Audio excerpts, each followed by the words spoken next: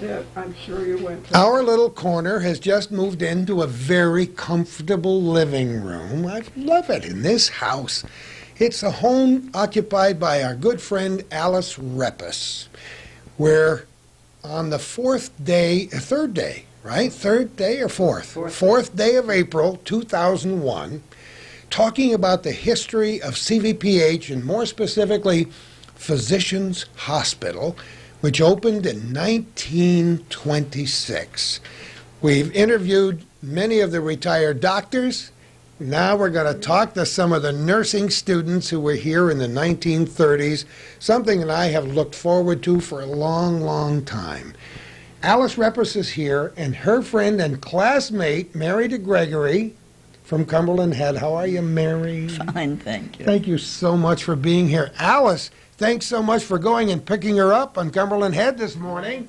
Oh, I was very happy to have her here. Now, we had hoped to have a table of 4 or 5 people here, but many of the folks who were in your classes back then are just not as mobile as they used to be. It's hard to get around, but Alice, she's not afraid to jump in that car and back out of the driveway and head out across the North Country. You probably still do your own shopping too, don't you? Oh, yes, yes.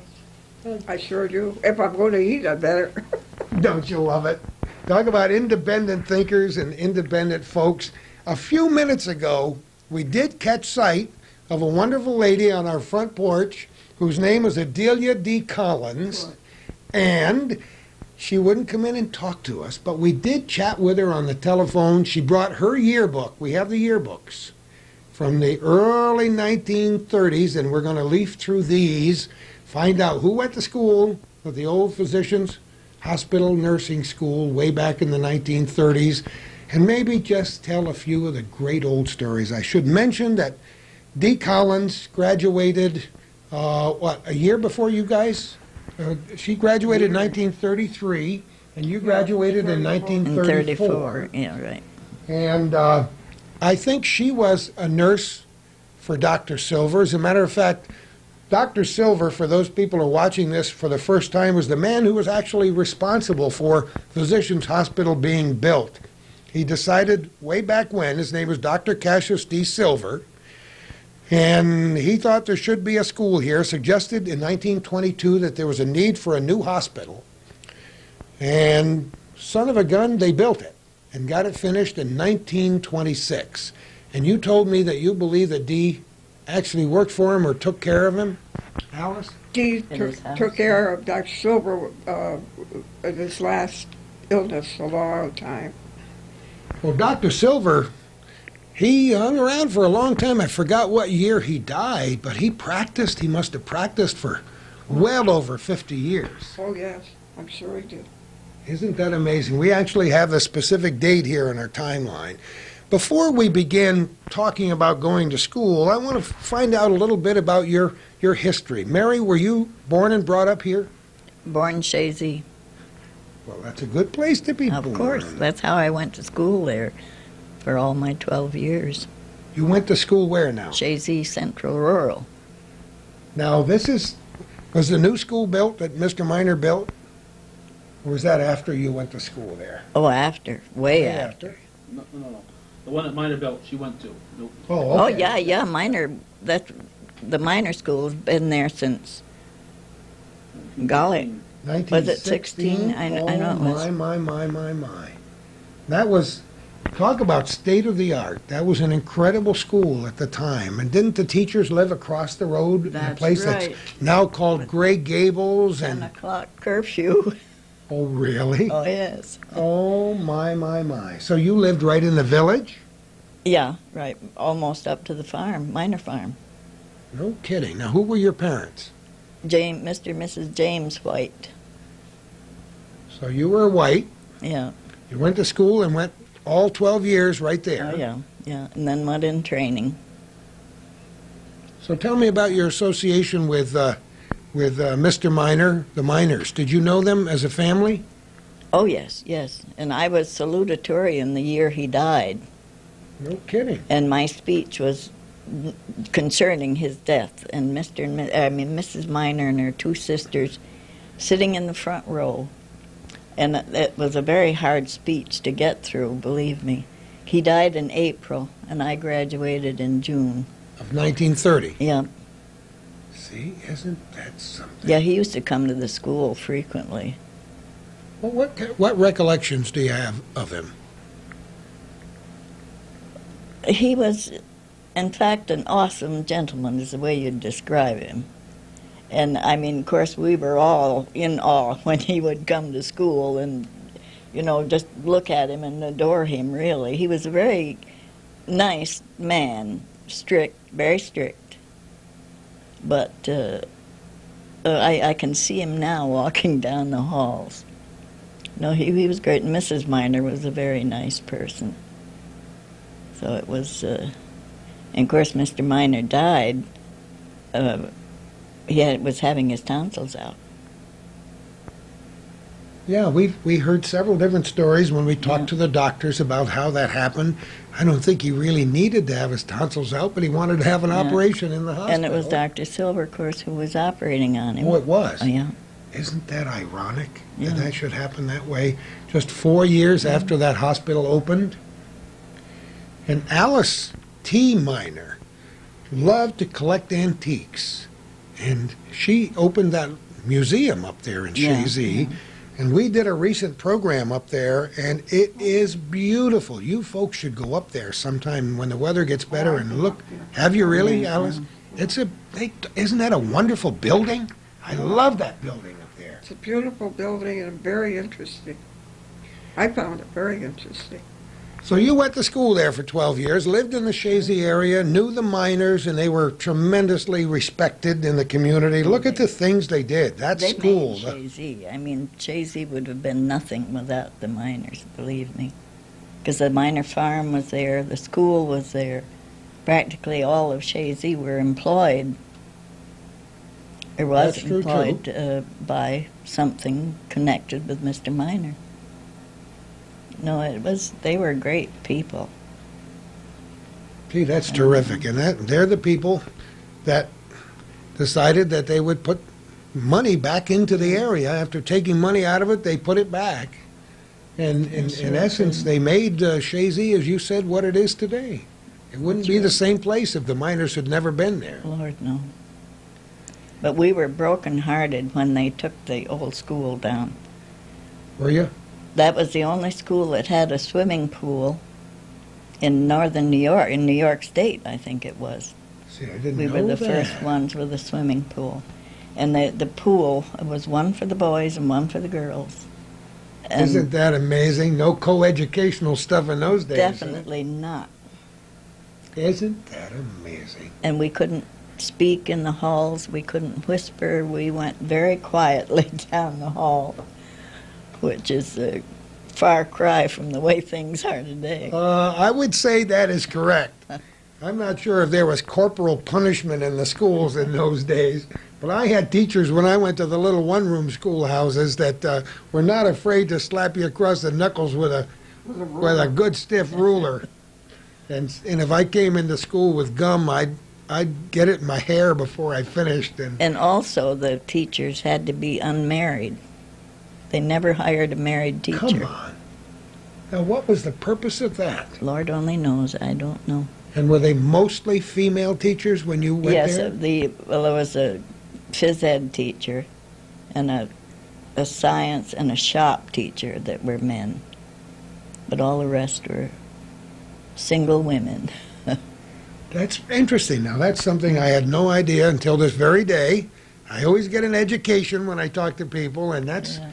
So, but it was a good experience. Oh, yes, yes. I think, in fact, from what I have seen of college graduates, some of them, I think we had a better education than they have in college today.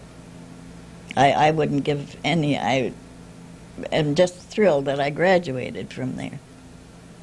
I mean, they had everything that you would want to have. Well, like I said, that school, as I recall, cost $1.6 million to build, which was an incredible amount of money back in the early part of this century.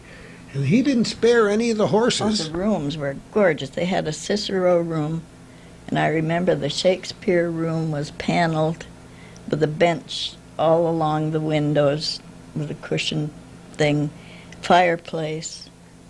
It was gorgeous. And when I went to this school thing that I was in, they took us up there and I said, may I see the Shakespeare room?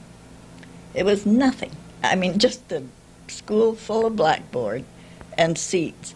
And they kept the fireplace, which was very out of place, in my mind, in that bare room. And that's all that was left of that Shakespeare room. I could have cried. It was so... No, I loved that school. Well, in many ways, life has changed Oh, yes. since the 1920s and 1930s, and not always for the best, No. not always for the better, as you may have proved just now. Life was simpler back then, but people did get a good education in going to a school like Chazy and some of the other schools in the area. But an idea of how strict they were. I took piano lessons all the while I was there, and there was one French teacher, and she always wore a shawl, but very low-neck dresses, and they fired her because of her low-neck dress. Isn't that amazing?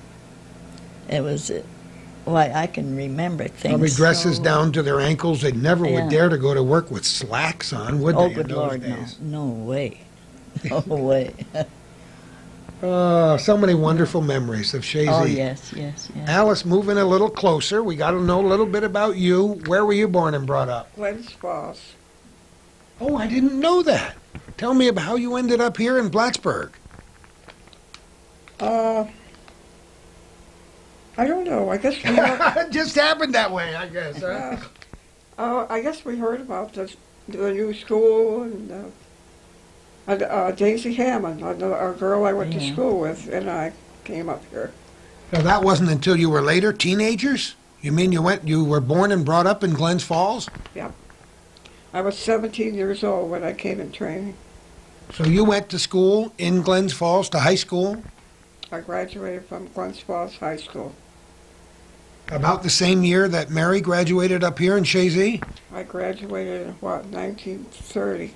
I graduated. She graduated And we went in in training in 1930. 1931 in January. So you weren't married or anything then. You just heard about this school up here and decided to If I come to was married, Plattsburgh. I would never have been accepted in this school. Oh, is that true too? You couldn't be married? Yeah, I was Only- only 17. And only female students, as I understand it. There were no male nurses till much later. I don't think men were interested in nursing at that time. And they had orderlies, men orderlies who waited on the male patients for bedpans and things like that. And we washed them and made their beds and all that business and did their dressings. But the orderlies did the heavy work. So that's interesting to me that you came up here all the way from Glens Falls, went to school here, and then never left. Oh, yes, I did leave. Oh, you did leave? Yeah. What happened there? I went to Glens Falls. I worked in the Glens Falls Hospital. Oh, I didn't know And Daisy, that. Daisy went back to Glens Falls and worked at that hospital. So when did you finally, you got married? Is that why you came back up Yeah, here? I wasn't married until 1945, I guess, after the war. And then you moved back here. Yes, Trying to then find I came back here and I've lived here ever since. Yeah. Because Glens Falls was, it's a fur piece down the road, but back in those days it was quite a little trip down to Glens Falls. and back. Yeah, and they had a hospital with a training school too. Oh, they did? Yeah, So, they were sorry to have us go. I'll bet you they were sorry to have you go. When did your paths first cross? When did you two meet each other? You've been friends? Well, we went in training. The first day that we arrived at the hospital to go in training. Did you really? And you've been lifelong friends Yeah. for maybe, what, 70 years. 70 years? 31, so. Yeah. 70 years. Isn't that marvelous? We're going to talk about that lifelong friendship. We're going to talk about what school was like for these young ladies who came to Plattsburgh and went to school at Physicians Hospital School of Nursing, and learn a lot more secrets and wonderful stories from the olden days on our little corner. Well, we're on a roll now. We're having a good time remembering the old days. I want to point out, as Calvin reminded me, that it was Mr. Miner that built the Physicians Hospital in the first place. I should let our viewers of this program know that there was a Physicians Hospital even before this one was built in 1926. The official opening of the Champlain Valley Hospital was June 22nd, 1910. Our tremendous thanks to Chris and Stan Ransom for putting together this timeline historical information for us. So, Champlain Valley opened in 1910. School of Nursing, Champlain Valley Hospital, opened on July 6, 1910. The Physicians Hospital School of Nursing opened in 1910. Physicians Hospital existed, opened in 1911, and it was located at the renovated Thomas Mansion at William and Court Streets. And Dr. Cassius D. Silver was the man who was instrumental in getting that happened. So, it wasn't until 1922 that Dr. Silver suggested the need for this new hospital here. He mentioned that at a dinner with the Miners. Mr. Miner said, "All right, Mrs. Silver, you pick a spot." Mrs. Silver chose a spot behind a huge maple tree at 100 Beekman Street. And as I said in the other interview with the doctors, the rest is history, because that's where they built the hospital. Alice Miner, in 1923, donated the first ambulance to the Physicians Hospital. Champlain Valley Hospital built a separate 3-story nurses' residence with quarters for students in 1925. Then Physicians Hospital, where you folks went to school, opened on January 1st, 1926. 212 beds, 10 stories, 4 wings. Remember, it was built like a cross.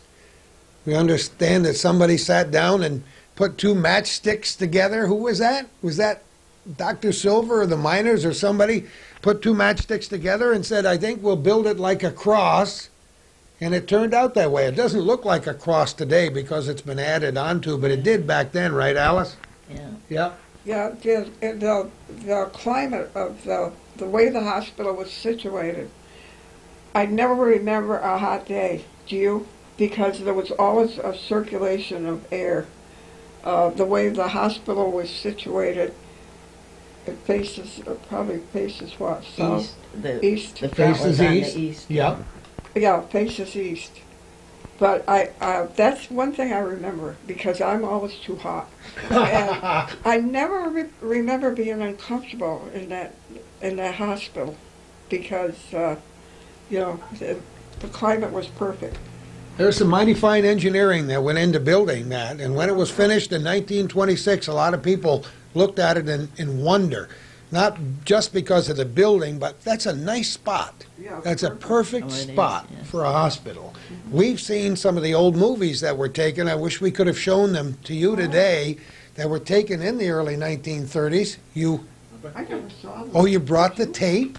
Oh, isn't that wonderful? So these ladies will get a chance to look at it later on. That's pretty neat.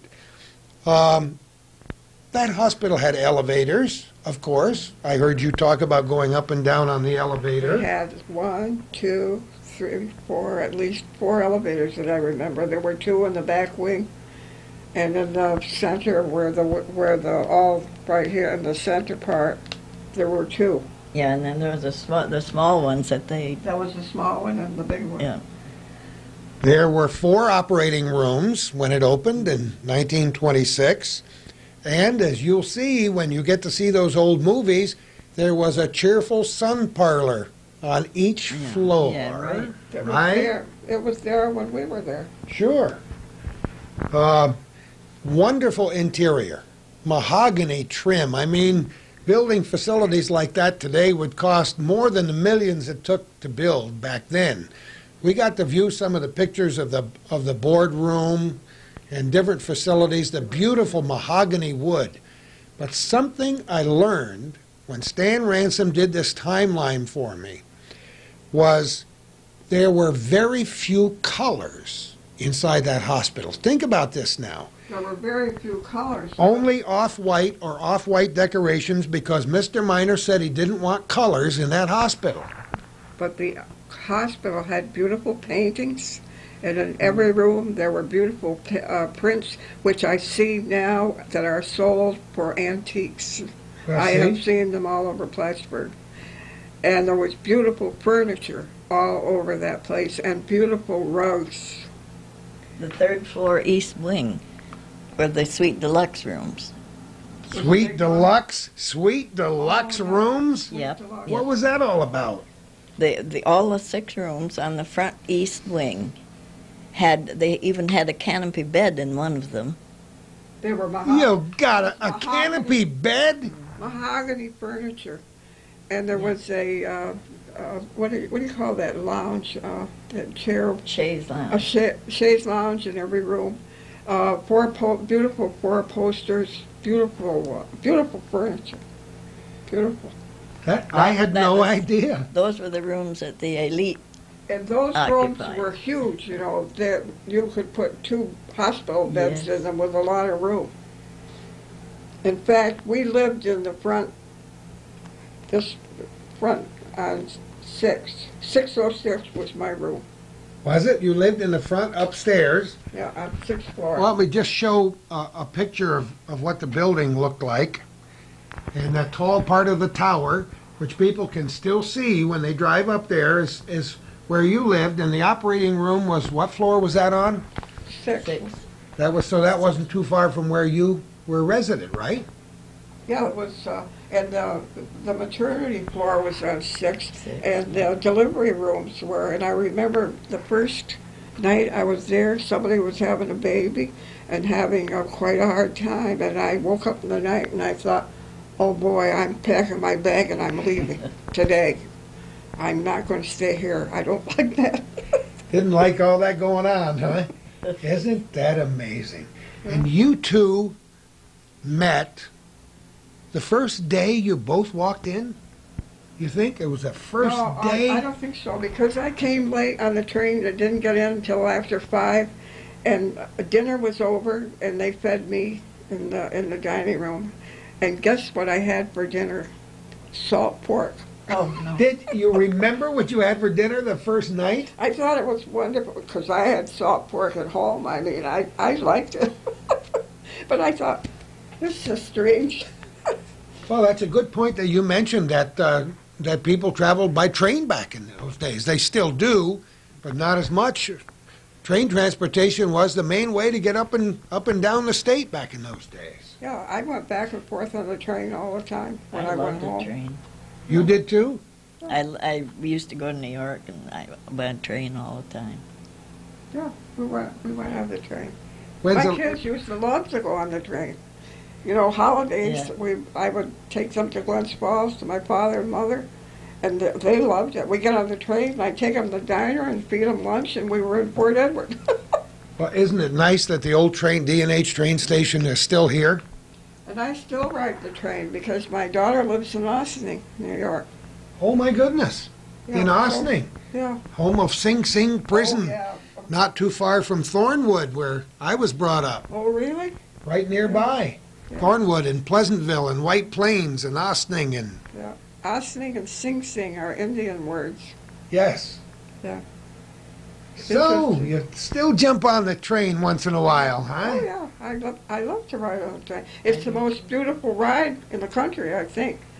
All down the lake and then down the Hudson. People who haven't taken time to ride on a train between here and Albany. There's no more beautiful ride. Well, we spend a lot of time. Before, you know, when we had these retired doctors together the other day, they called themselves the rodeo crew. Retired old docs eat out. Oh. That's what they call themselves. And we spent a lot of time talking about why they decided to settle here. Who's Why left? did people come here? Who's left? Dr. de Grand Prix. And he couldn't be with us because he was in Florida. But some of the younger, older docs, some of the docs who were only in their 70s and early 80s are still around. And some of the docs in their late 60s and early 70s are still practicing. Dr. Clark still practicing. And Dr. John Allen was there, and Dr. Rob Duran was there, and Dr. John Southwick from up in Champlain was there, and Dr. George Balukas was there, and Oh, yeah. and Dr. Lickety was there, and we had about 7 people there, and we just had a wonderful discussion. Oh, that was good. Someday maybe we'll get A.B. de Grand Prix at a table, and he'll have enough Yeah. stories to fill up 16 of these films. Yes, He is still will. amazingly active for his age. He walks up and downstairs and writes a regular column for the newspapers, you know, and a wonderful person. It's amazing. Now, let's get back to school. You got in that school that day, and you wondered if, and then you heard that poor woman having a baby, and you didn't even know if you want to stick around.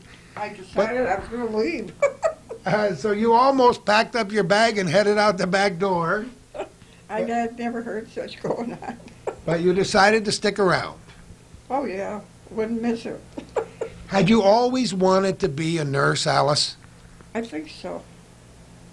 Some of these doctors told us they knew they were going to be doctors when they were 4 years old, 5 and 6 years old. Some later on in grade school and high school, but many of them from the time they were very small.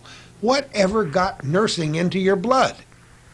I can remember going to visit at the hospital, and I found it most interesting, and I really liked it.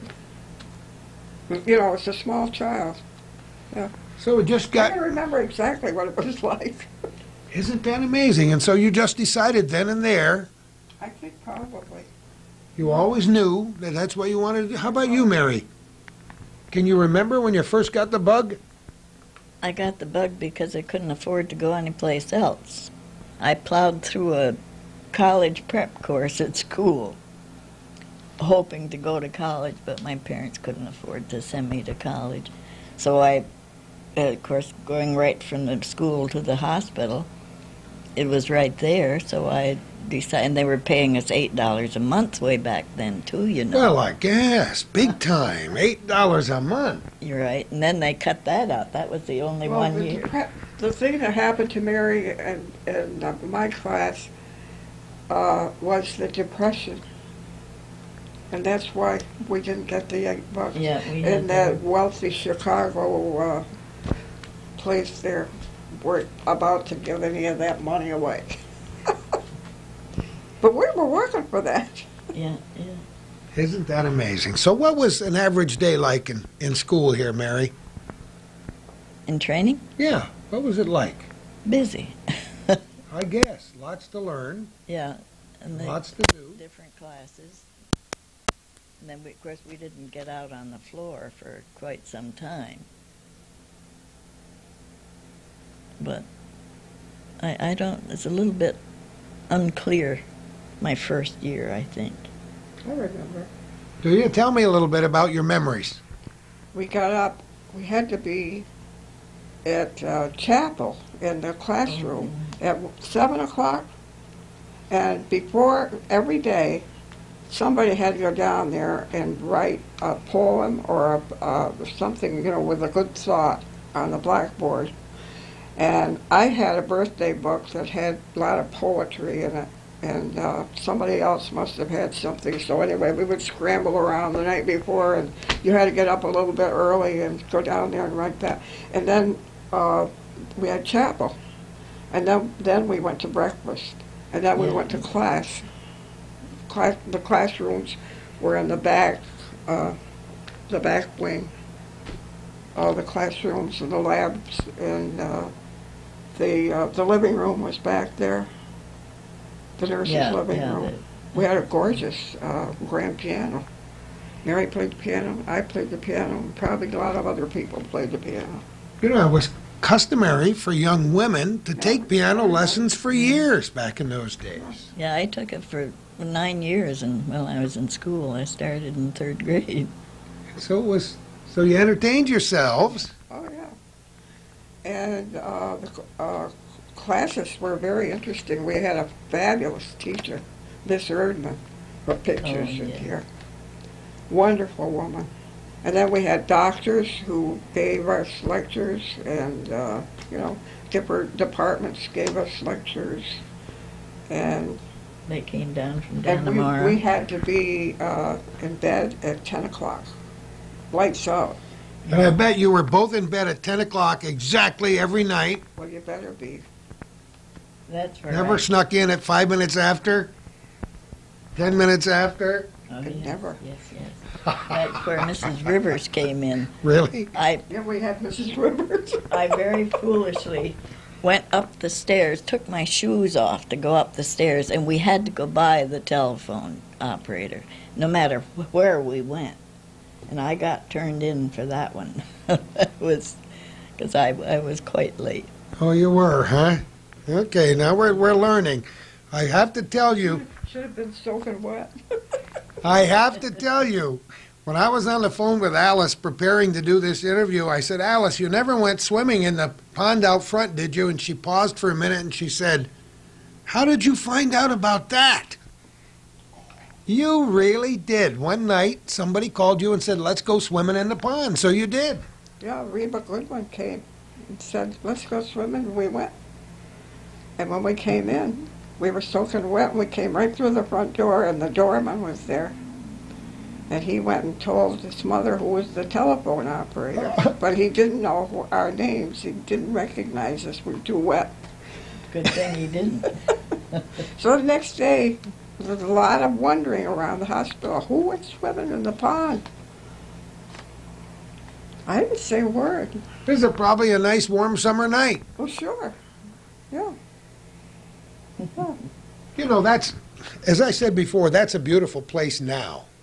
The pond is still there, and it was absolutely beautiful then. There was more lawn, of course, even than there is now. There were swans, And too, there were and- swans, and still are. And so it was a really nice place. And on a warm summer night to go and jump in that pond, I don't know how you could resist. No, we had a fine swim. I'll bet you did. So your experience there, now how many years was this course? 3. 3 years. So 1931, right? Until 1934? Of January of. Yeah, see, we didn't go until January. And we spent our time in New York. Yeah. We affiliated at Nursery and Child's in New York. Oh, I didn't know that. Tell me about How that. long were we there? 3 months. 3 months. We were there 6 months, but 6 months. 3 was pediatrics Yeah, and 3 in 3 maternity. obstetrics. 3 in pediatrics, 3 in maternity. And that was all part of the training. Oh, Yeah. yes, yes. Well, that had to be quite an experience in the big city. We were at New York Nursery and Child's on 10th Avenue. God bless that Yeah, place. Hell's Kitchen, Right next Oh, to Hell's Kitchen. Hell's Kitchen 61st Street. was and is legendary. Oh, yeah, it was right on the corner. So was that frightening for small town girls or what? You know, I was thinking the other day, we would go to the movies downtown, go on the subway downtown, and get off the subway and walk up 61st Street, think nothing of it. In fact, one Not night, alone, though. no, we would Nobody be ever 2 or went 3 alone. people. One night, I heard a girl walking ahead of me, and she was talking, and I said, that is so-and-so.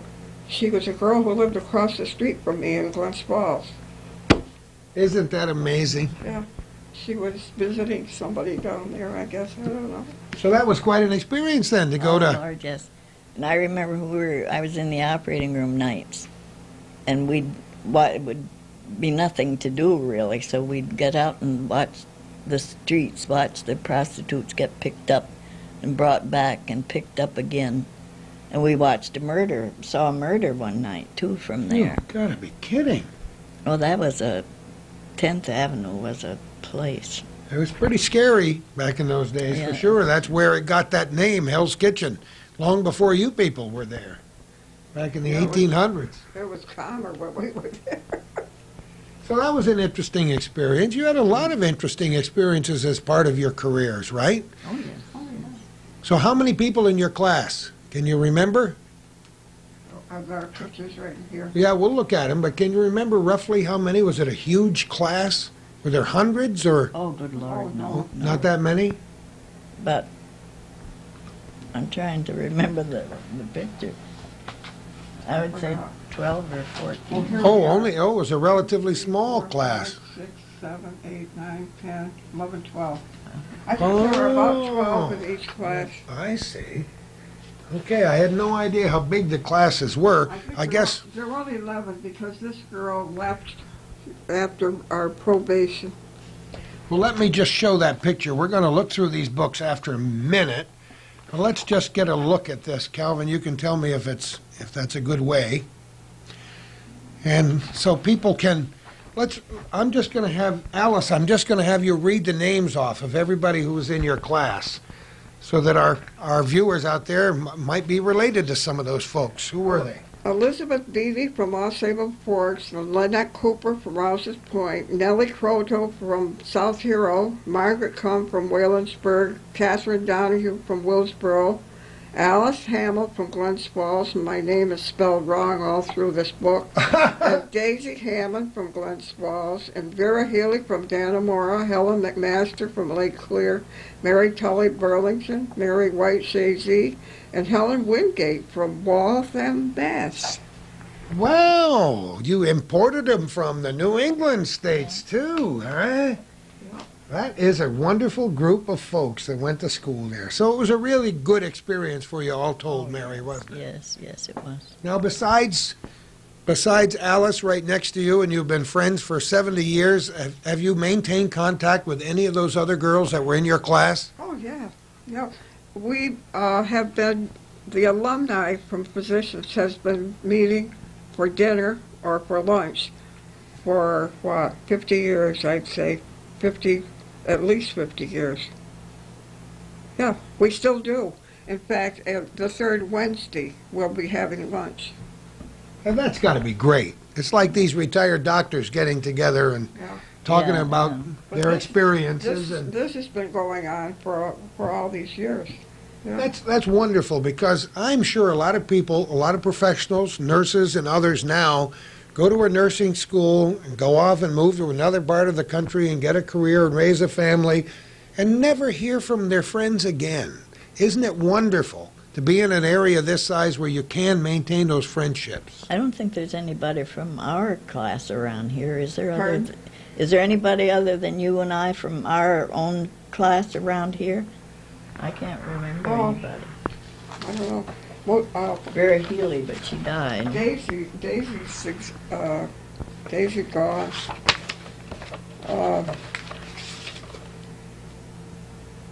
I think they're dead. That'll teach them. I think Alice and I are the only ones from that last class, and we were the last class that graduated from the hospital.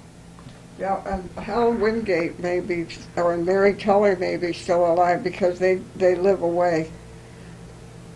And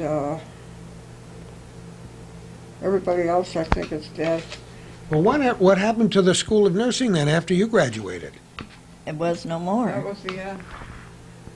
It was the end. We closed the Physicians Hospital, and we closed the New York Nursery and Child. Did you We really? were in the last class that was there. Really? Yeah. I didn't know that. Yeah. The Nursery and Child's was one of the oldest hospitals in New York. In New York, yeah.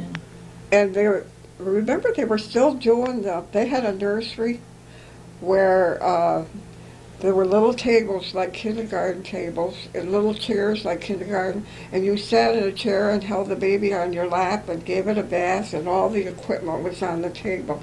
And they still wore a belly band then, and it was sewed on with a needle and thread. Come on. Yes. Yeah. Remember that nursery? Yeah. Isn't that interesting? Now let's talk about belly band. What was that all about? Because I'm sure the younger generation has no idea why that would be there. Well, where the cord was cut on the baby, they would put a dressing over that until it healed. It would, if they leave it alone, it would dry up.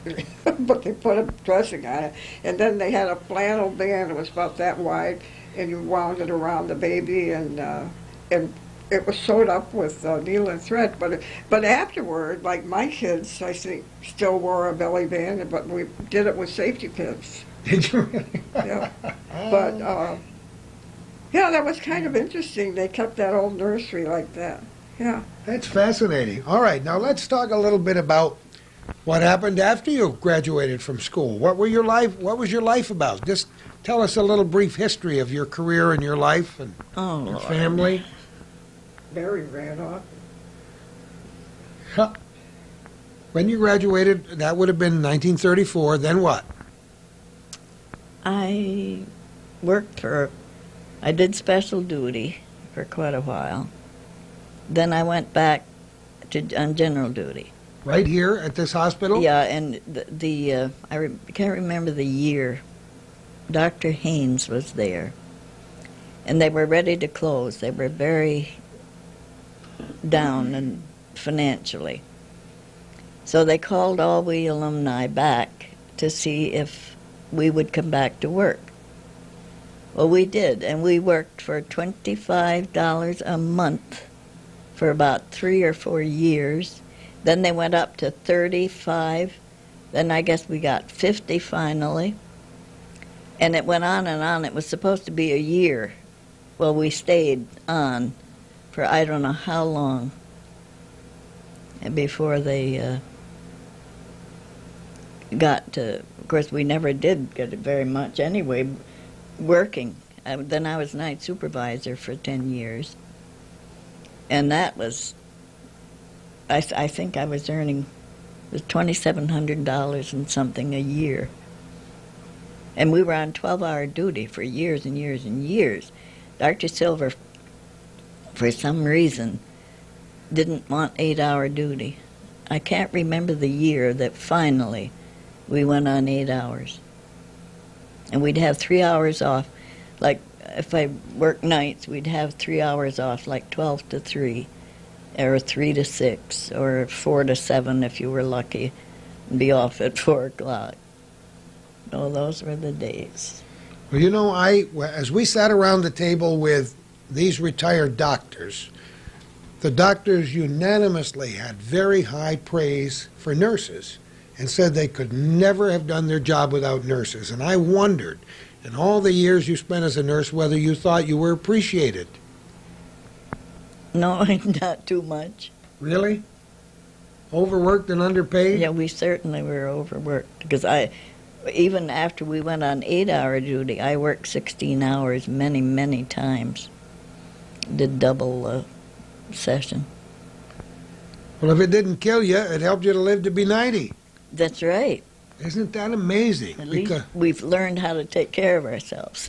I think that may be part of it. Part of it is genetics, I guess. Who knows why we live as long as we do. Yeah. But people today who want to work a 30 and 35-hour week don't quite know what it was like back then, do they? They sure don't. It must have been incredible. So you worked, and how long did you work at this hospital, Mary? Oh, Lord, all my life practically. Well, no, 1950. I left in 1950. So. And then, of all things, I went to work at Beacontown School. Did you really? Doing what? I was the first clerk that Beacontown ever had. And I worked there for 20 years. So you had 2 careers. I think that was in the back of my mind when I took college prep, because I always liked math and all that business.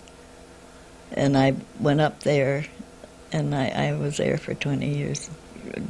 I retired in 74 from Beacontown. Did you really? Yeah. Did you always live on Cumberland Head? Since 1940. Yeah. It's wonderful. That's very interesting to, as careers go, to go back to work for a school after working in nursing. That's terrific. Alice, how about you? What did you do after you graduated? I worked at the hospital for a while, and I left in the 30s, I think, late 30s. I worked at the hospital of Glens Falls.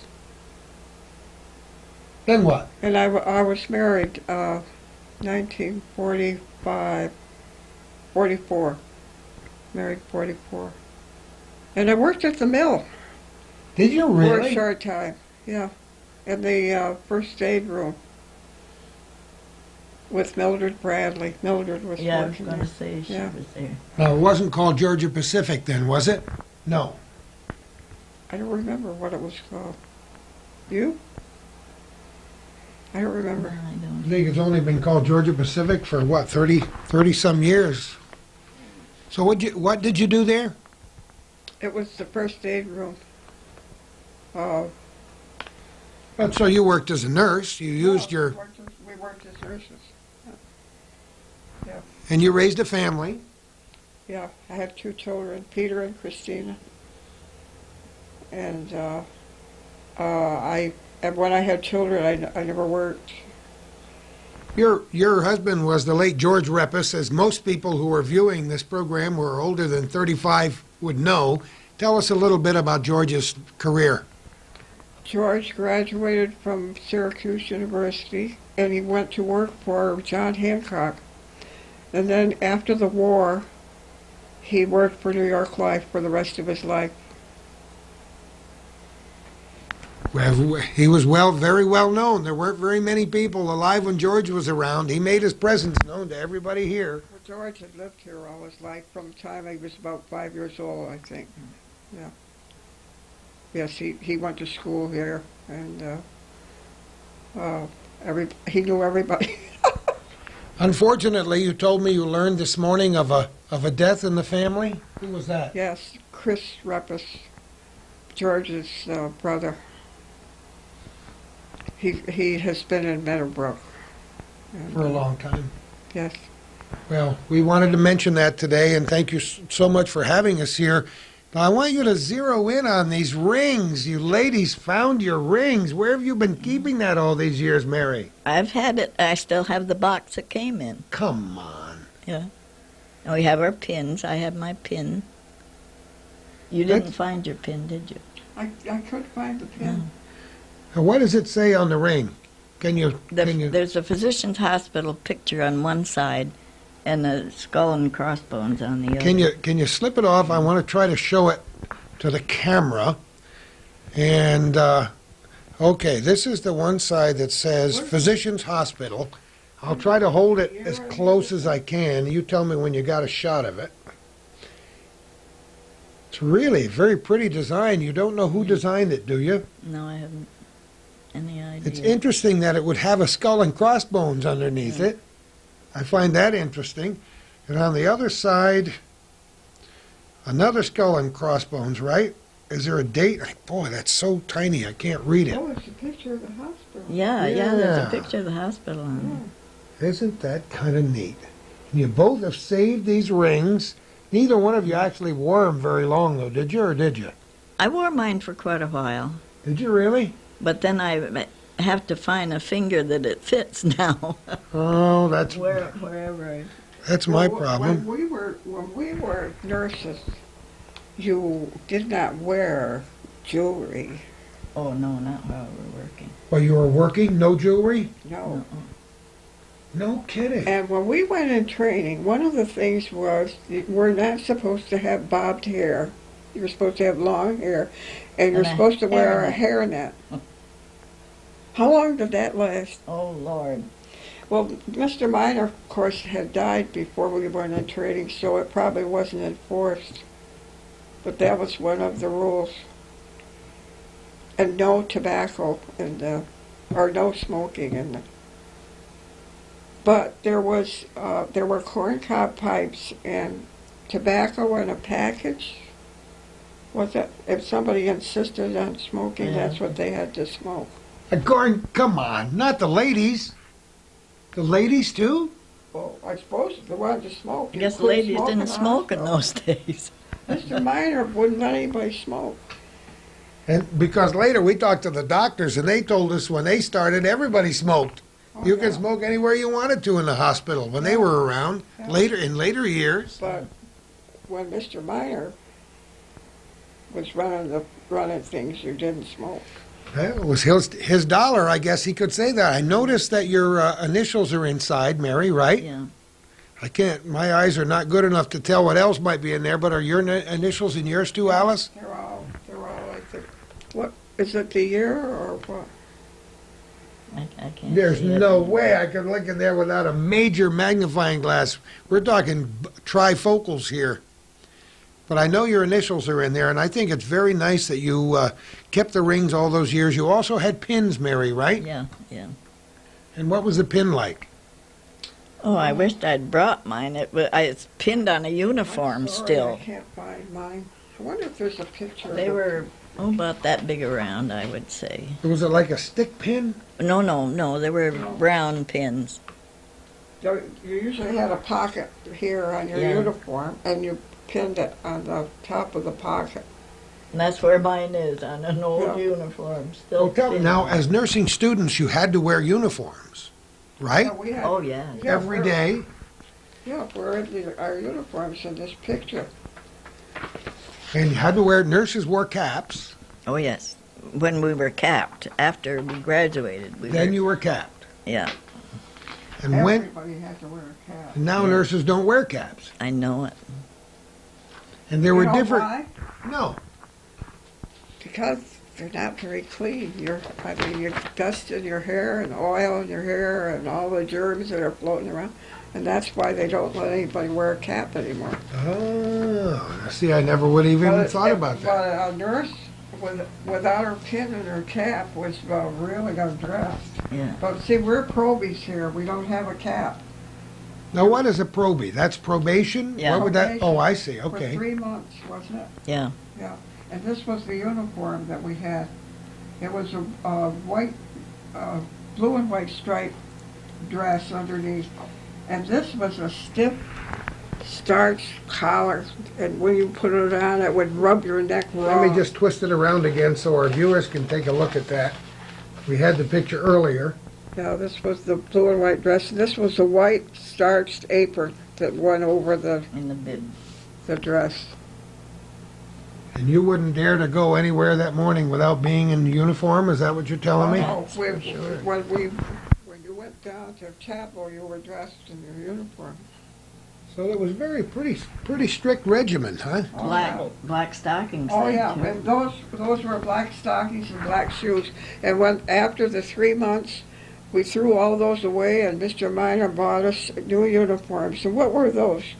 Were those blue, still striped Yeah, blue, they were still. and white aprons and and a bib, a starched bib? There are pictures in there, and your cap. You got your cap. And it didn't have that black band. You got the black band when you graduated. And we didn't have a pin. You didn't get your pin until you graduated. Now you told, And we had white stockings and white shoes now. oh yeah. Yeah, we had to throw out. We had to have 2 pair of black shoes that we bought to go and be a pronation. Wore them for 3 months, and That was the end of that, that huh? was the end of Now it. you talked about chapel. You mentioned chapel when we first started talking about the school and how you had to be there every morning. What was it right there? Was there a chapel right in the It building? was in the classroom. We went to the classroom. I told you we had to write a Yeah, poem on on the the board. blackboard. And was a prayer.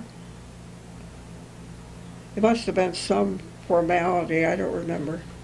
It was can't short, you know. And then we went to breakfast. Well, did a clergyman actually come in for that, or was it somebody on the staff, or? No, the sergeant was, or the people who were in charge of the school had to be. One of them had to be there for chapel, run the chapel. I can't remember, but it must have been some level set. But that was just part of the routine, and that's how you started the day. That was Routine. before breakfast, right? Oh yeah, Yes. and we had to be dressed and you know, ready for class.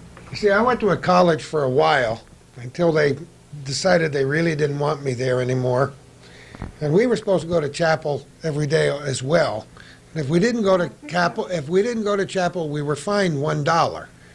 And for maybe 20 years after I left that school, they continued to send me a rather large bill for all the days that I missed chapel. Chapel? Oh. Yeah, I missed chapel back in those days. So altogether, your experience at the Physicians Hospital School of Nursing was a good one. You made some good friendships. You certainly learned a great deal, and you're both now, and looking back 70 years, you're glad you did that, aren't you? Oh, yes. Met a lot of people, met some great people. You never thought that the nursing profession was respected enough in your years as a nurse, did you? I can tell by the way you answered my question. Well, I don't think it. Well, it was and it wasn't. Some people thought it was, but I don't think everybody did. Certainly comparing, I mean, you know, everything is relative. The wages that you made were relative to wages some other professionals made. But nurses were not. We never were paid. When I think of what they're getting now, I could cry, and what we worked for. And we never had Social Security. 20 years I worked there, and we never had Social Security. Oh, I didn't know that. Yeah. Isn't that sad? When I finished it, we still didn't have it. Did you have any kind of a regular retirement program at all? No wonder you went to Beekmantown School. I know. Isn't that amazing? Yeah. Well, I'll break your heart now, because my daughter Barbie, whom I've mentioned on this program, graduated from the School of Nursing at Clinton Community College, Oh, yeah. a 2-year school, and worked here for a while in the 80s, and then went down to Long Island. She works at a nice hospital just a few minutes from her house, so she doesn't have to commute far. And she works, you talked about 12-hour shifts. My daughter Barbie works 2 12-hour days. That's her entire week. 2 12-hour days.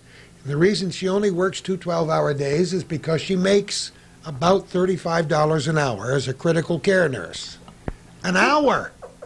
How long was it before you made $35 a week? A month? A month is what we were paid when we went back to save the hospital. And now, as you know, if you watch television, listen to the radio, or read the papers, there is a critical nursing shortage in our country. You know that. Oh, yes. You sure you guys won't want to come out of retirement and... And staggered up. But isn't that amazing? So some things have changed and some things haven't changed. I was very happy to hear the doctors with the respect that they showed for the nursing staff, because they know. And in many ways, nurses had to know as much or more as doctors did, and have all through history, right?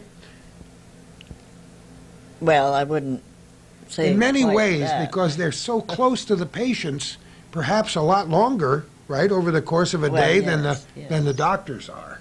That's right. And now a lot of the nurses take additional training. It's just like the people who ride the ambulances. Now, we talked about ambulances when we were discussing with the doctors. There weren't as many ambulances around here. And in those days... Let me tell you something. The Physicians Hospital had the most perfect ambulance when we were in training that was made, the most modern ambulance. It did? And that was in 1931. That was there then. Now, did you people ever get to ride on it? Oh, yes. Yeah. I went out to West Shazy, Mrs. Atwood, I think it is, and I saw her about probably 8 or 10 years ago, and she recognized me, remembered I went in the Come ambulance. on! I couldn't believe it, because I was in my 80s, I think, when she saw me, and remembered me. Isn't that Couldn't beautiful? yeah. So you were the Florence Nightingale of the ambulance crew. No, I like to go on the ambulance. I enjoyed that. Did you ride on the ambulance too, Alice? Yeah, we all got a chance to go out on the ambulance. Yep. I went to the farm, and I don't remember who we picked up. The farm minor in farm, Shazy. Yeah. You know, it was one of the buildings. I didn't know anything about the farm, but I don't know who it was. don't remember. Well, you people have certainly had a wonderful life, and what I'd like to do now is pause for just a moment and collect our thoughts, and then I think we'll look through the yearbook, see what wonderful pictures and memories we can find in the yearbook, and then through this nice collection of pictures and newspaper articles and little books that Alice has collected for us as we continue talking with two of our wonderful former nurses here at Physicians Hospital. Famous Miss Gummo. Yeah, Alice, remember, just to recapitulate, that's why we have to stop our tape once in a while so Calvin can say, he said, was that Diamond National you worked at? I knew it wasn't Georgia Pacific. Diamond National, right, Alice? Yeah, I think it was. All right. And before we go on, I also want to mention the fact that they needed nurses back when you people matriculated at the school, so it didn't cost you any money to go to school there, right, right, Mary? No. As I say, for a year, we got $8 a month. So you were paid to go to school there. You didn't have to buy any books. You only had to buy one uniform, you said? Oh, a whole set of uniforms. I mean, you know, you had to be very clean and very, very neat. Starch was a big thing in those days. But they laundered our Yeah, they did all the Oh, they did. Oh, So yeah. you didn't have to do that. No. Yeah, our uniforms were all laundered. All right. Well, we got a picture on the screen. Did we have? I took it off. Oh, you took it off, but you had it. You want to do it again? All right, let's take a picture again of, tell me when you got it, of William H. Minor. You said you didn't think that was a very good picture of him? No, I don't. There weren't very many single photographs of Mr. Minor. You would think, as popular as he was, the fact that he was an inventor and a wonderful philanthropist and did so much for the area, that everybody would be taking his picture. But there weren't too many photographs way back when, before he died. Well, the one that was in the hospital, I think, used to be, we used to think it was a very good one. And when they built the new hospital, it disappeared. And then we were going down I don't know where we were going, but here it was, in a faraway hall. I know where it was. It was opposite the restrooms in that hall. That's right. Mr. and Mrs. Minor's pictures were there, and I complained about it. And it Did has you been, really? It Yes. has been moved. Well, after all, Yeah, they're put back in the they're lobby. in a corridor where there are a lot of portraits of must be of doctors, and the miners are in that section somewhere. I can't remember where. But it it took precedence in the old hospital, right in the lobby. That was the first thing you saw Oh yeah. when you went in. Oh, and my favorite thing is that Lincoln portrait in the Lincoln portrait in the lobby. You know that? Sure. It used to be in the office on the right as you would go from the elevator into the lobby.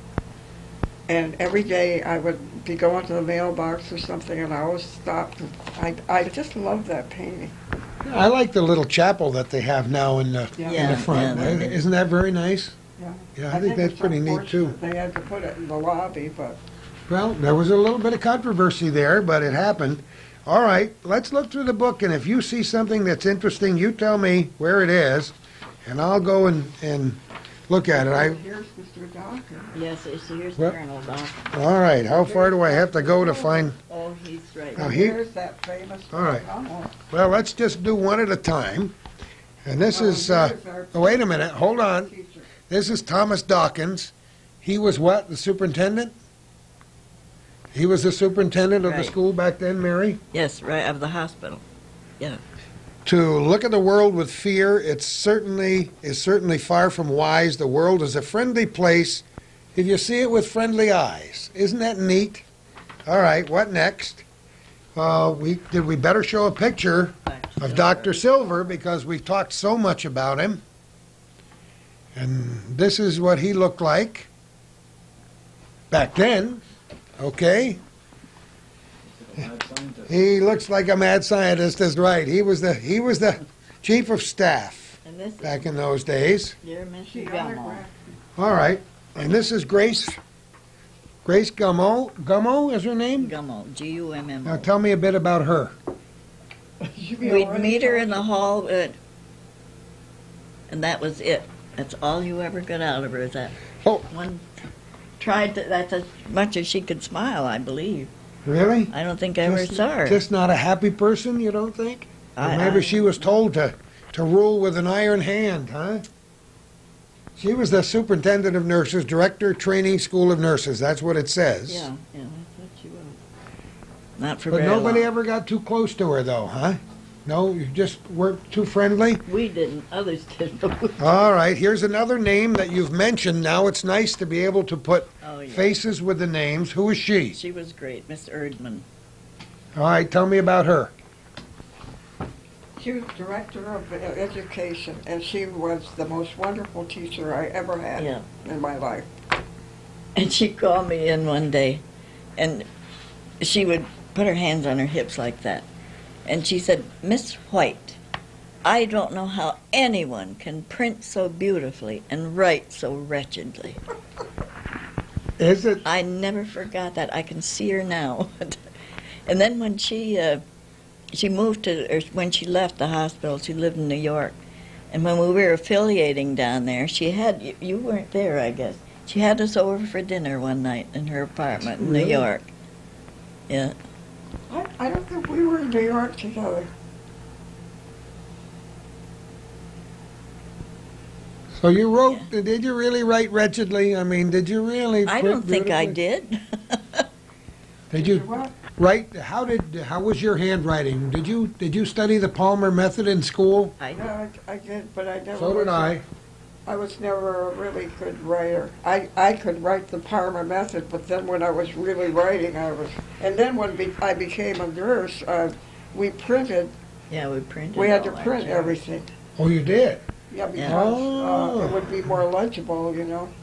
Well, And- doctors are notorious poor writers. Well, they were never forced to print, but the nurses were, and so the more notes I had to take, the worse I wrote, and I'm a horrible writer. Well, let's just look through the book and tell me what else you see that might be interesting.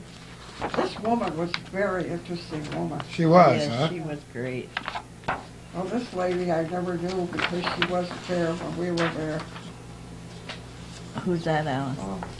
And these girls were twins. Oh, the Albies.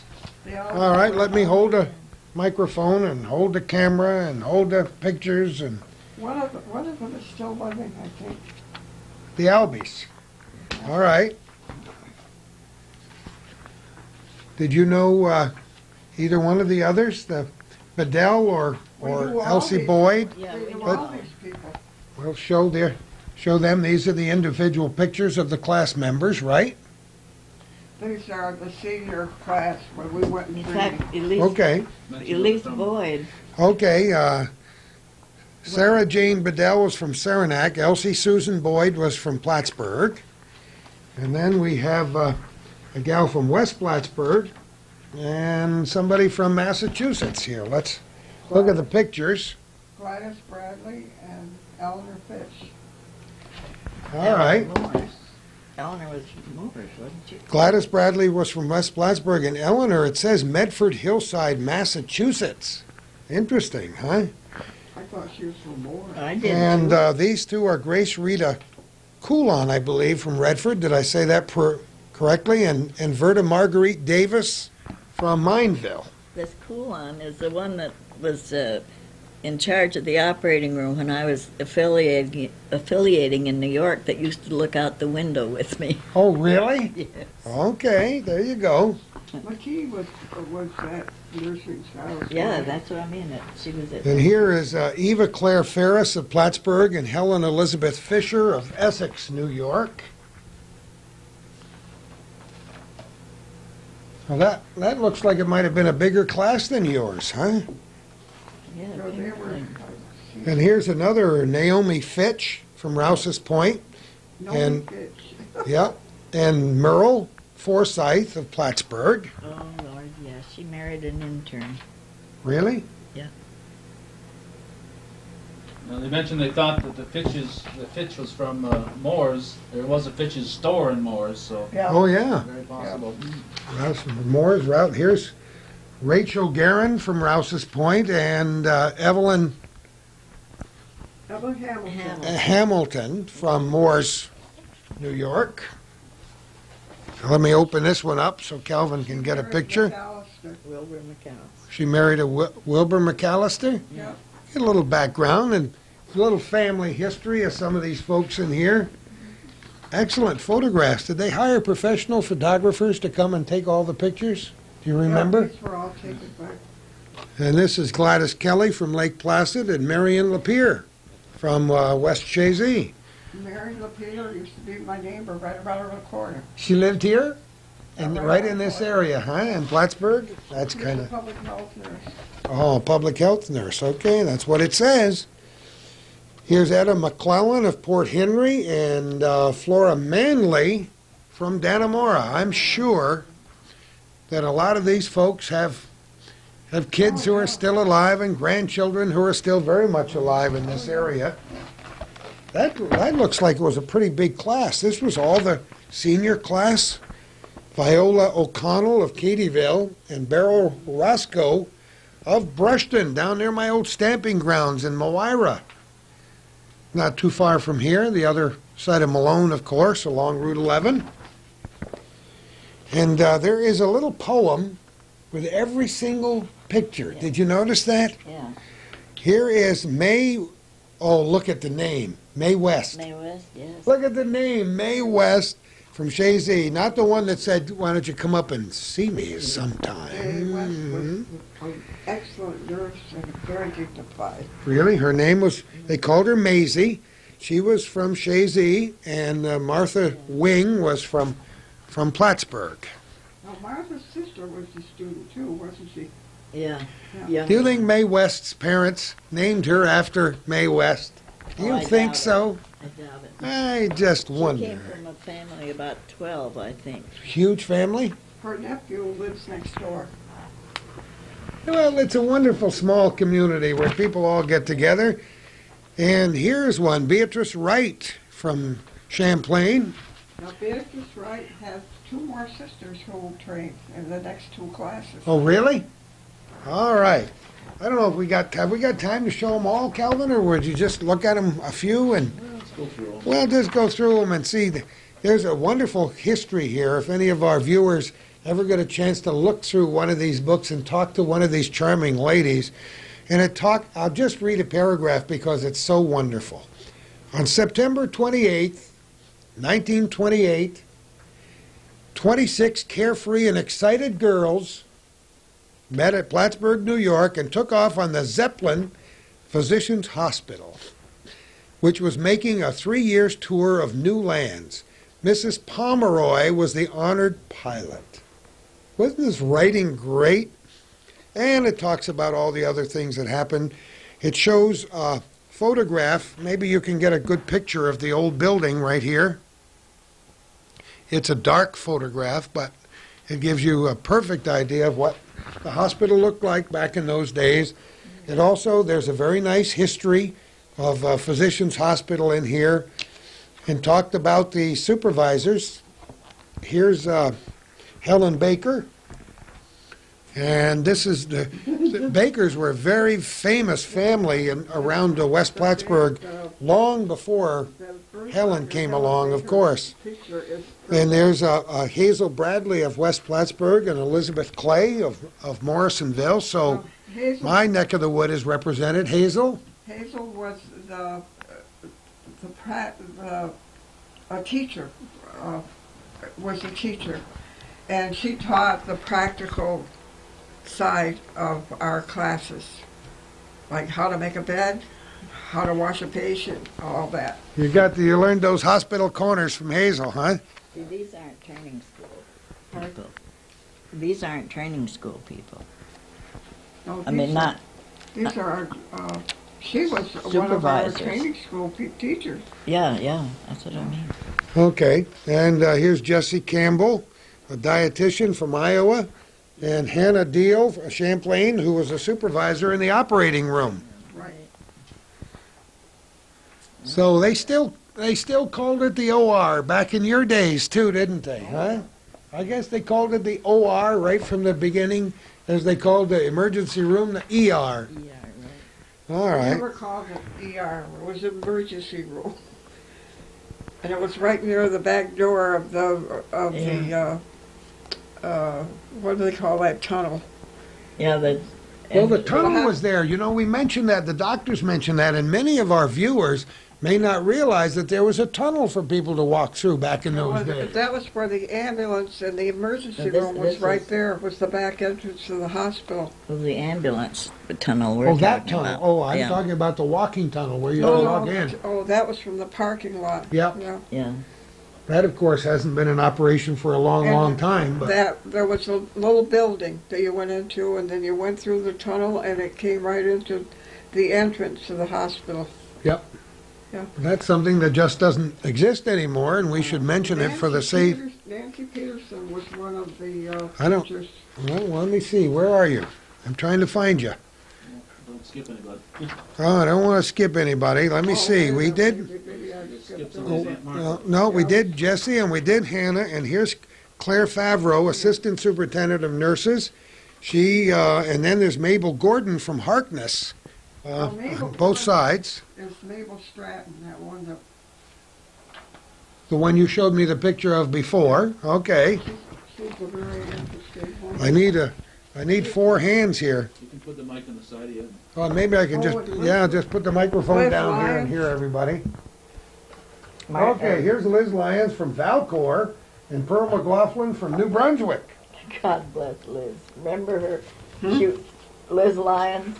Yeah, I said, She- there's Liz Lyons. Yeah. She'd never go down to the morgue without somebody with her. She was scared to death Was she of really? dead people. She was a night supervisor. One night I was junior float, and we had an emergency, or maybe 2 emergencies come in the emergency room. And Liz had me going from the 6th floor to the cellar and up again and in between, and the elevators were shut off. Boy, that morning I went to bed early, I'll tell I you. bet you did, She huh? was something else. Here's Evelyn Marnes of Rouse's Point and Ruth Osborne of Oh. Westport. Bless her. Oh, yeah, those are good girls. Yeah. And Myrtle Seymour, she worked in the lab, All right, I'm trying to catch up to you. You're pretty smooth. and Okay, hey, Nancy, wait a minute. Nancy Peterson of Glens Falls, she was one of our an teachers. instructor, and Myrtle Seymour of Dannemora, who was our lab tech, right? Yeah. Right. Okay. Oh, and Ann Storm, she was night supervisor, a great, great woman. All right, let me find her. She's coming up. She's Next the one page. that made Ann me- Storm of Champlain and Laura Tappan of Plattsburgh, who was an x-ray technician. Ann's the one that made me touch a corpse for the first time. And Mary Williams. Really? That was not an altogether pleasant experience, No, it right? wasn't. Was what? She had me touch a dead person. I was sort of scared of them too, but she's the one that made me. She said, "Put your hand on one. That'll." Oh, and I boy. did. We have a picture of Mary Williams from the dental department. She was from Ausable Forks. But then on the other side, a beautiful collection of photographs. Are either of you in any of those pictures there? Yeah, see, this is Yeah, the, Mary said. with one. our Irish Oh, that's the Irish thing you told Colonel us about? Dawkins, yes, and I Up had in, this group here. Oh, this is Miss Campbell and her flower garden. Miss Campbell had a flower garden out Over here on the right-hand side. I'm trying to about point where the you are. nurse's home is. Yep. So those were some nice candid shots, huh? I can't tell who any of these other people are. Too small. Well, if you think I can see those small pictures, you're wrong. But those were the Irish outfits, huh? yeah, they made them purposely for that Oh, dinner. those were beautiful. And the doctors. Here's George Allen from Champlain. I didn't know he was still alive. He is, you said? Oh, John Allen. Oh, John. Dr. Oh, John oh, Allen we interviewed. John would be in his late 70s, 76, 78, perhaps. Here's Dr. Lyman Barton and Lyman Barton He was a- Jr., He was, senior and junior, Yeah. right? Both of them were on the staff at the time. And Dr. Gilbert Dare and Leroy Earl. Oh, God bless Dr. Earl. Remember him. Every time you look at a picture, you get a Yeah. flashback or two, don't you, Mary, huh? Sure do. And Warren Everett and Irving Haynes. He was the one that had us come back. He when was the superintendent. hospital was on the rocks. Really? He told you to come back and help us out? And Elise Boyd and I went down the following year telling him what he had promised us. No such thing he hadn't promised us. Didn't have a contract, did you, huh? No, So, sure let me didn't. Was pick that up when the he was paper here. superintendent? Huh? He was, Yeah, he was superintendent. yeah. He's And here's Dr. Roswell Hogue and there's Bill Ledoux. Oh, Dr. Ledoux was, Yeah. There you go. was our doctor, was the student doctor. Yep, there's Dr. Ledoux. doesn't look much like he does now. Boy, oh boy, huh? Now, here's somebody who signed this book. Dr. Norman Lister, Lister. and here's Ed McDowell, the senior Mr. Dr. McDowell that we mentioned several times in our program. But Dr. Lister actually autographed his photograph in this He was book. an intern, and he was quite good looking. He cut quite a swathe. He was the one that Forsyth married, wasn't he? I don't know. Yeah, that She married the doctor, and she went up and lived someplace up in Canada, and Yeah. isolated. no, she Oh, married really? one of the interns. Yeah, Because we had very few interns back then. yeah. We didn't. Interesting. Well, here, the pictures of two doctors we've mentioned frequently in our programs. One is Ira Rolson, Oh, bless Oh, yeah. him, and the yes. other one is Dr. Leo Dr. Schiff. Oh, Two people who were very, very much involved in the history of Oh, yeah. yeah. of doctoring here in the North Country, and for many reasons and for many years. And Dr. Schneider, Anton Schneider. I remember I that. was in his office when he died. Were you really? Waiting to get a cyst removed from my eye. Oh my, my, my. And Dr. Tanner is the other one, who was maybe a dentist, Yeah, Yes. yeah. EDS. And then there is Dr. Wessel, Dr. Wessel. assisting, attending. Wasn't he Surgeon? a handsome little fella? I don't know who this little guy was, too. Wessel, yes, you remembered him. Oh my goodness. Where would this picture have been taken? Isn't this the neatest picture? Which one? The one on the facing page, that little This one picture of I the know. guy in Oh, the that chair. Don't know who that is. I love it. What a great picture to be put. It That says might have been your dream child. Although it doesn't look like it, does it? No. okay, now we can get into the, I don't know if you knew any of these. Well, while we're looking at this picture of the hydrotherapy staff, I want you two to describe what this hydrotherapy thing was all about. What was that? Well, there was a whole suite, I told you, very elaborate. There was one room, they were all tiled, floors and walls, and there was a thing like a fire hose. And they'd stand people up against the wall and use this forceful, do you remember that? Yeah, yeah. Yeah, we had each a turn, I think, at that. And they had tubs where you would put your leg in, like they put a football. You've seen them do a football player who hurt his leg. They had big tanks like that. They had sitz baths, I told you about. Yeah, well, explain that to me. What's a sitz bath? Well, it was shaped almost like a little chair, and it sat on the floor, and it was the back of it was about that high, and it had water. Was it running water? It must have been running water all the time, and you sat in it. And like people with hemorrhoids or injuries to that part of your body, and it would be treated with water, which was a great relief. And there were many uses for that. Huh. But the hydrotherapy is something and that I had never heard We of. taught they taught us massage. And Massage? They taught us massaging and And these women were masseuse, Oh, I see. So they were. and they were Swedish. Well, wait a minute. One Angstrom, that certainly is One a was Scandinavian Norway. name. Kirchnauer. They were all Scandinavian. Yeah, Yeah. Norway, Sweden. Lynn Yeah. was the Swedish And one. this one, whose name was Lynn, was the only one there when we were students. Okay, she would have been the last one on the right-hand side then. Yes. Uh, These two, I never knew. I don't know if you know them. No, I didn't know. I knew. People came in the hospital for these different treatments. Like they do therapy now for people who have injuries. That really was the department where that was done. See, now we talked about physical therapy as being a relatively new thing, but it was. But this was really physical therapy.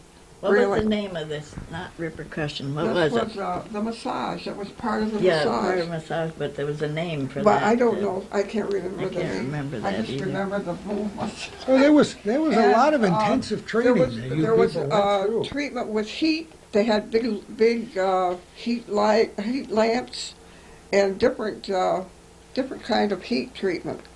And they could bring some of this machinery right up on the floor and treat bed patients. And then there were a lot of people who came from outside for treatments, as they do now. Yeah. And there were people who came and were patients for special treatment by this department. Staff, that's But wonderful. it was a big section of the back wing of the hospital, and I think it was on what floor? Was that where the emergency room was, beyond the emergency room, or was it on? I think it was. Because I was on second It was floor. in that back corridor. It was on the left-hand side as you come in from the back door. Yeah, you turned left. Yeah. Yeah, And interesting. that's all been, you probably couldn't find it now. Okay, who were Very the intermediates? This group of intermediates, a few pages on. Yeah, that's Let's take a look at them. Like, this is the second year students. Well, they got a big class too. Those are the second-year students. Yeah, they were bigger than your class, weren't they, huh? Yeah. There's like 2 pages of intermediates. Here's another one. Here's Colon at Nursery of Childs. Or, well, I don't know if that's first. I'm sure some of our older listeners, at the very least, will be able to recognize Oh, yeah. a few of these names. Yeah, there's a wing girl. Adams, Bradley, Bullis, Hazel There's Bullis. There's Deke. Wait a minute, Deke Collins is in here. Yeah. And Betty Field is here. And she crossed her name out. This is her book, by the way, so she could do that. Yeah. It's got her listed as Delia, or Dehia. She crossed it out and wrote Adelia in there. Yeah. Norma Edmonds, Irene Gillino, Jessie Havens, Winifred Holt, Elizabeth Howard, Eleanor Howe, Marion Laporte, Marion McClellan, Mary Niles, Alice Robinson, Florence Roberts, Elizabeth Stone, Alice Sunderland, Marie Walters, Florence Wilsey, Ruth Wing, Evelyn Ray, and Hazel Wright. All right. Hazel Wright is Hazel Carrington, who Oh, yes, the one we talked about. was not Yeah. well enough. She wasn't well enough to be with us today. She would have liked to have been And here is a picture of the juniors. We're going to get to your class after a minute, gals. This is a photograph of the juniors, if I don't have my finger over one of them. And I'll read their names quickly. Eleanor Davis, Mary Donahue, Helen Goki, Nadine Hamill, Janet Horner, Mary Irish, Dorothy Levine, Florence Nelson, Ruth Wallace, Charlotte Walker, and Dorothy Wright. And the probes, was that your group? Yeah, that's us. That's the probationers. We showed the picture before, and we're going to show it again because this is one of the reasons we're here today, to interview a couple of the probes, right? Yep. Elizabeth Beatty, or Beatty? Beatty. Beatty, Lynette Cooper, Nellie Croto, Margaret Cum, Catherine Donahue, Alice Hamill. And they didn't spell it right, did they? 2 L's. 2 L's, I know. All through the book it's 1 L. Yeah, Daisy Hammond, Vera Healy, Helen McMaster, Mary Tully, Mary White, and Helen Wingate. What a wonderful, charming class. It's terrific. And there are other activities mentioned throughout this book. Before we have to wrap up our program, though, I want you to pick out some of these things you might have here, Alice, that you think would be... Oh, you got a picture of the Glee Club? All right. Yeah. Let me hold it up so we can get a picture of it. Did you folks sing in the Glee Club? Yeah, we're Yeah. there. Oh, you are, huh? Yeah. Was that fun? Oh, sure. Of course it was. Who was the man? Mr. Hudson used Mr. to. Hudson was our... Oh, my. There's another famous name. Yes. Hudson Hall is named after him.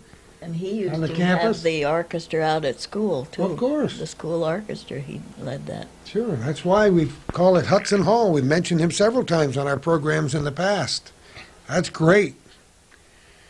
Well, let's look through this stack of stuff, and you just mentioned quickly what some of these items are, Alice, and we'll show them to We our were all folks. invited to the opening of the new nurses' residence when it was built. Gee, I got a whole lot of stuff in here too, but we don't have time for that. Well, that's very nice. You mentioned some Now, of the people. these are the class of 1913, and this is probably at the at one of the reunions we had. These three people. Let me show them. Class of 1913. Yeah. Wow.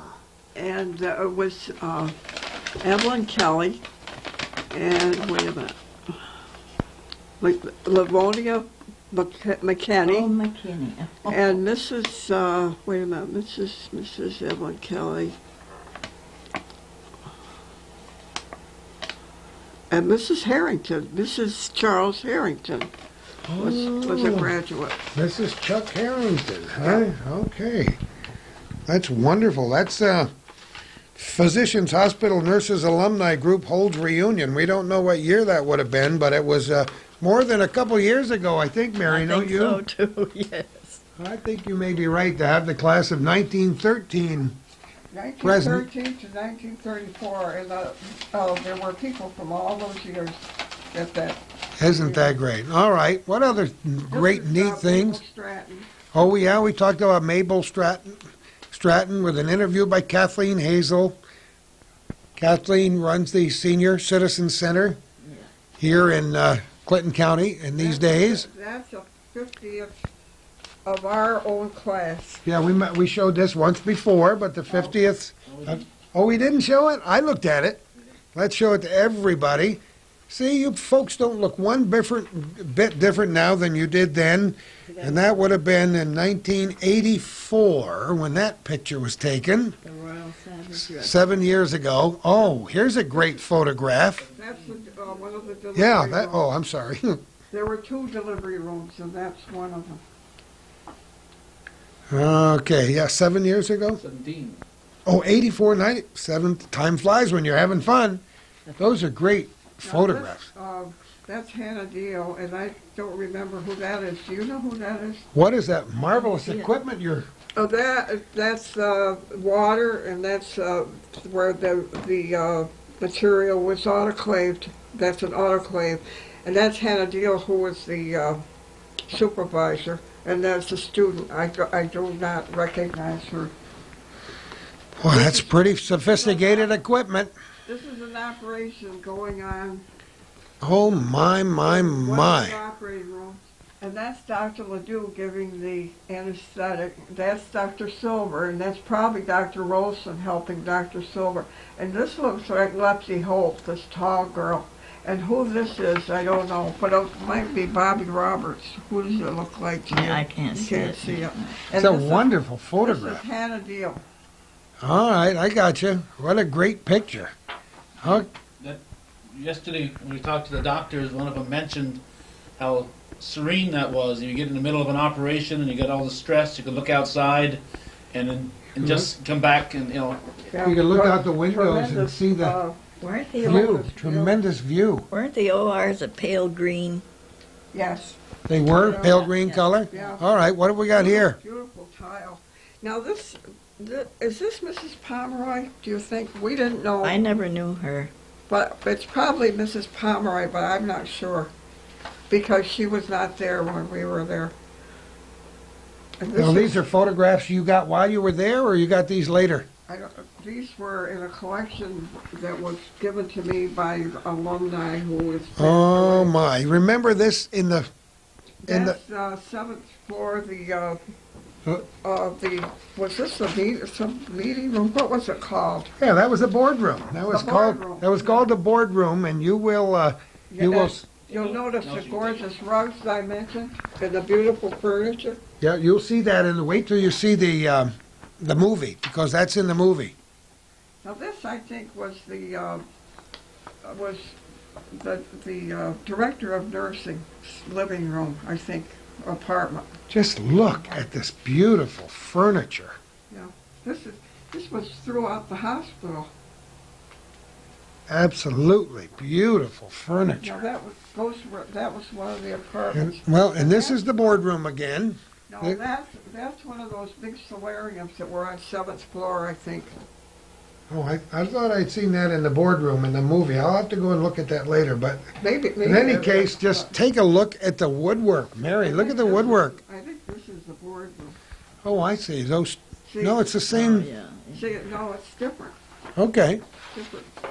See, there are two pillars. Oh, There's yes, one they pillar. are. Well, they had fireplaces everywhere. There were two. I apologize. there Yeah. were See two this of with these the rooms, one on each wing, wasn't with there? the beautiful lights up there that we talked about before, and they had the fireplaces and with things written over them, and I was confused. These columns go all the way to the floor. These were used once when there was an epidemic at the old the air base before it was the air base. Huh. It must have been in the summer when they were having summer exercises there, military. Could be, yeah. And they filled it up with beds and filled it up with these Oh, men no, who no came kidding. from, All right, what would this be? now this is a party that was held at Dr. McDowell's backyard.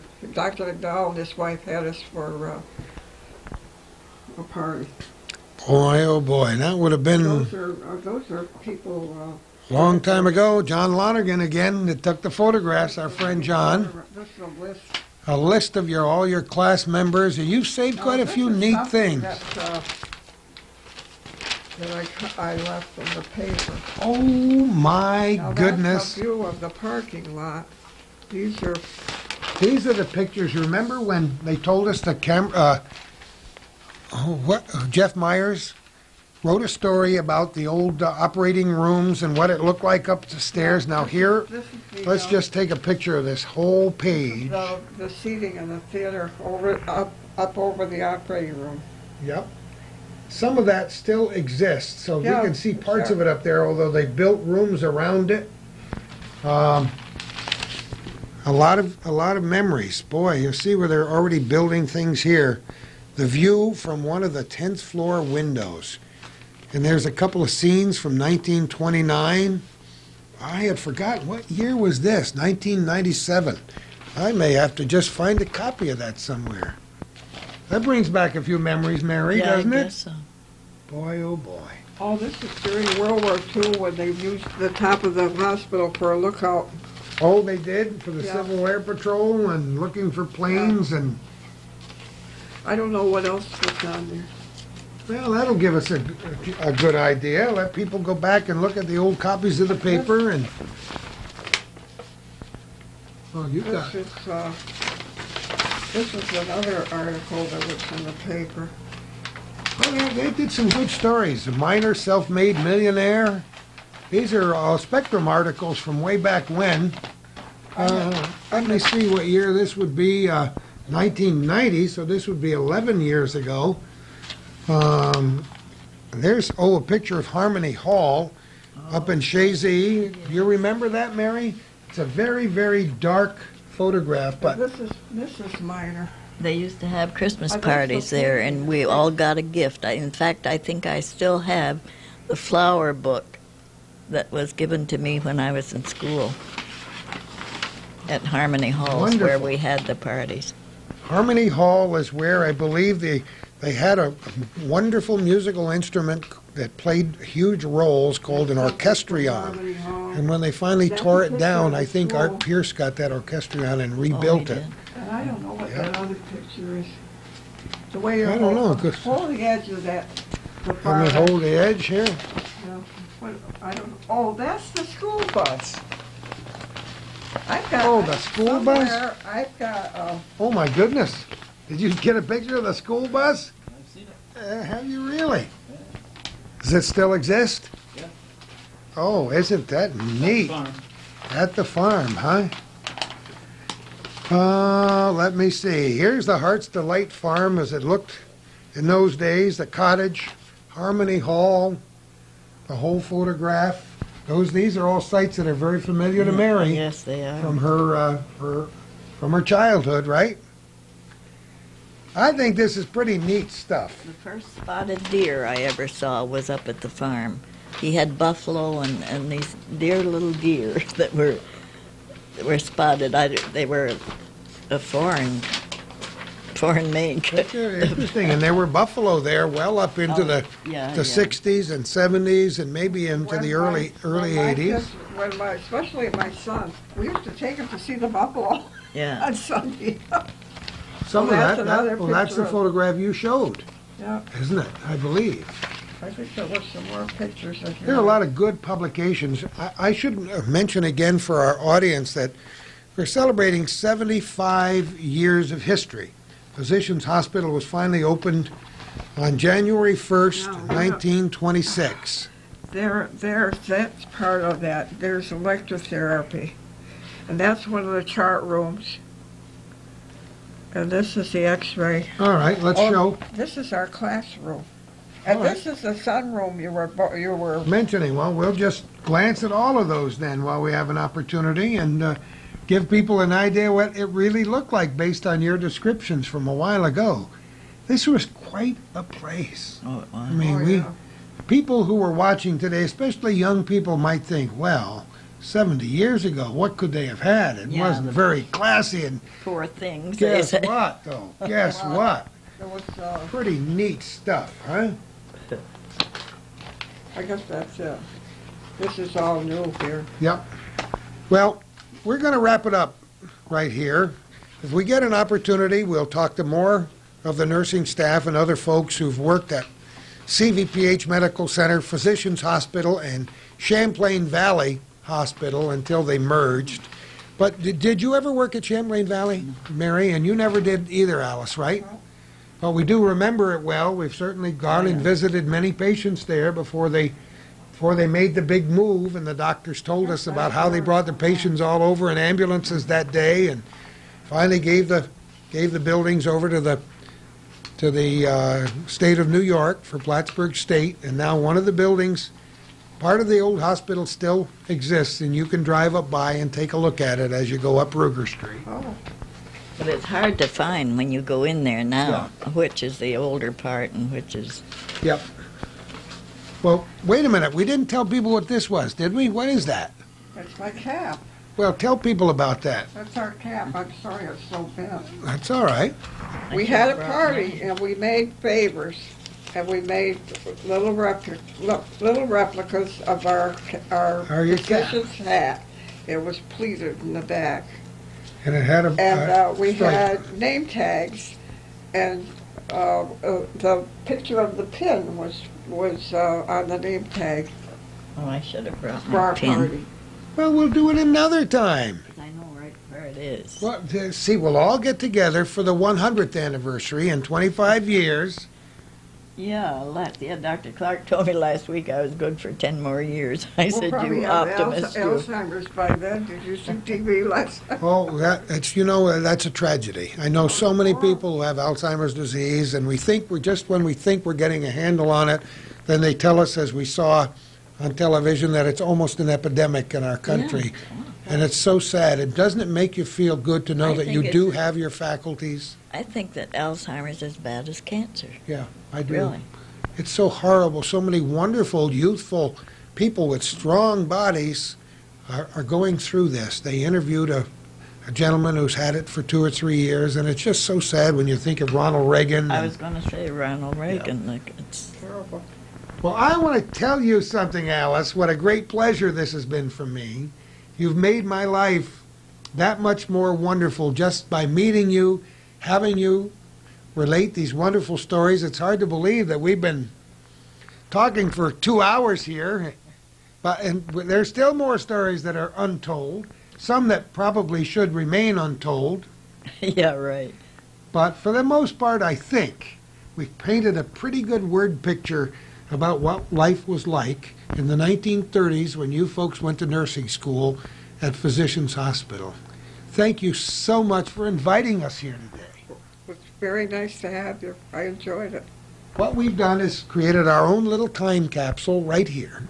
And folks, in the future, even if we're not around 25 years from now, people will be able to watch this interview and find out what it was like, not only in 1934, but in the year 2001. Isn't it fun to remember? Wonderful. It's great to remember. I hope they never take those memories away from us.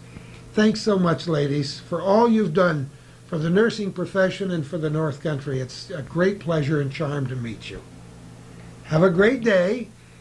And thanks to Calvin for carrying that camera on his shoulder and only yawning once or twice in the last 2 hours. Who knows where we're going to be next time for our little corner.